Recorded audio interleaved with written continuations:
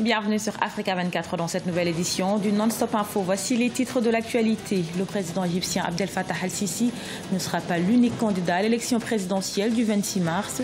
Chef du parti libéral Al-Ghad et soutien du chef de l'État Moussa Mostafa Moussa s'est également porté candidat.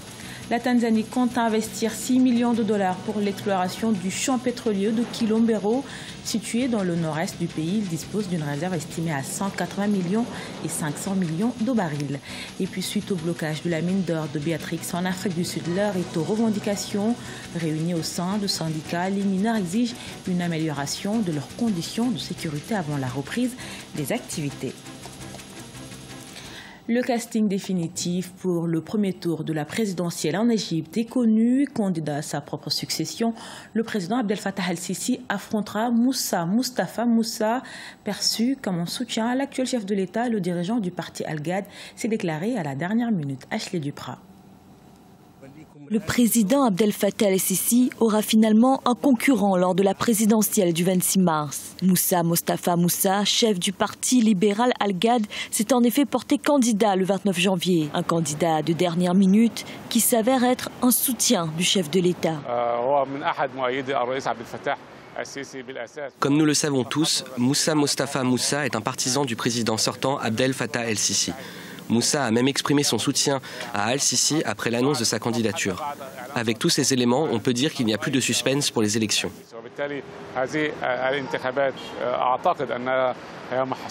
Il faut dire qu'au sein même de la bureaucratie égyptienne, Abdel Fattah el-Sisi est le grand favori.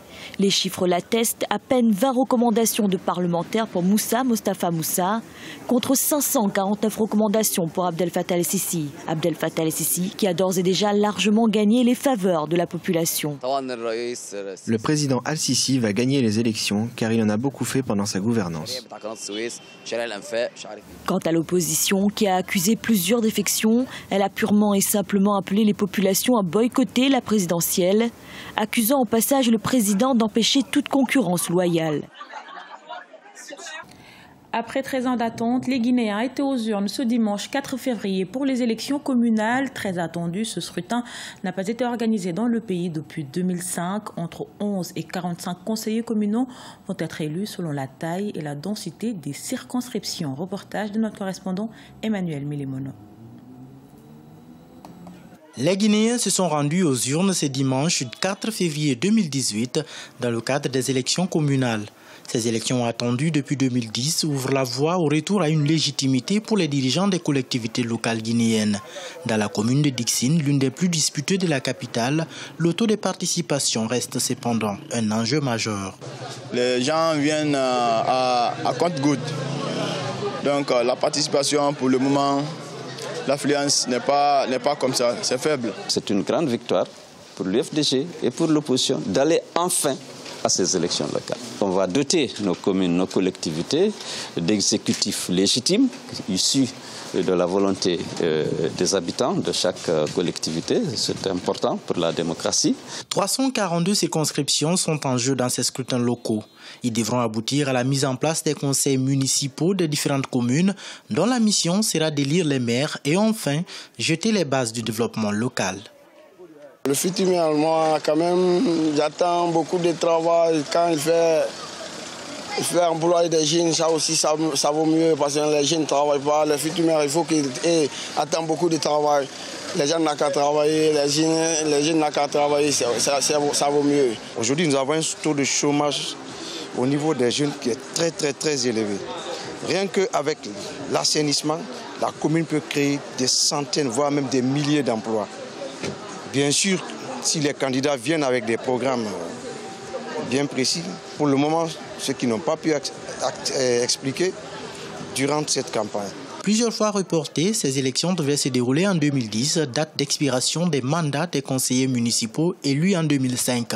1300 listes de partis politiques ou de coalitions de partis politiques, ainsi que des listes indépendantes disputent les 342 mairies urbaines et rurales.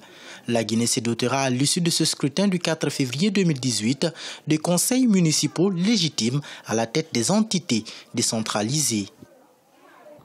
Vers une exploration du champ pétrolier de Kilombero en Tanzanie, situé dans le nord-ouest du pays. Il dispose d'une réserve de 180 millions et 500 millions de barils prévus dans les 7 mois. Les autorités annoncent la fin des études d'impact environnemental et la sensibilisation à la cohabitation avec ce voisinage inhabituel des populations. Nathalie Mo.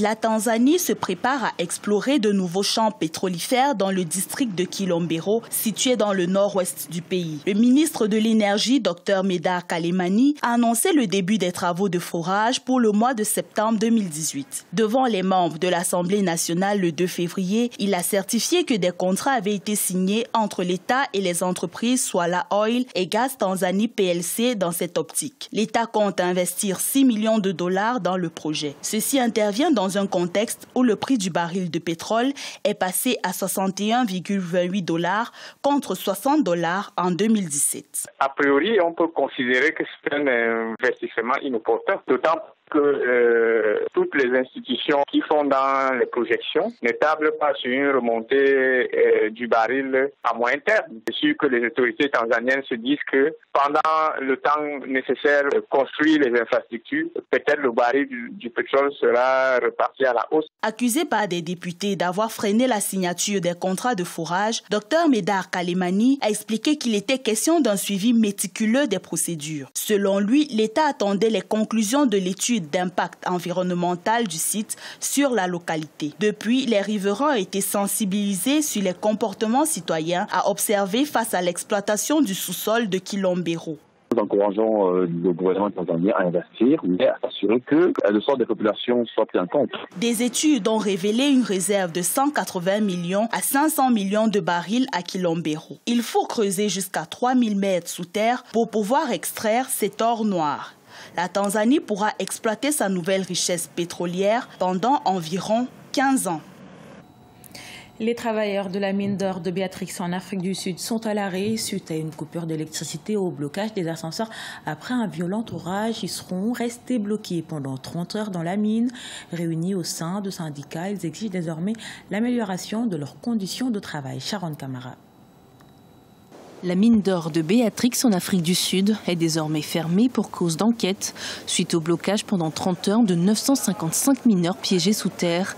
Bien qu'ils soient tous sains et saufs, les travailleurs réunis au sein de syndicats dénoncent des négligences et exigent désormais que des mesures de sécurité concrètes soient mises en place avant la reprise des activités.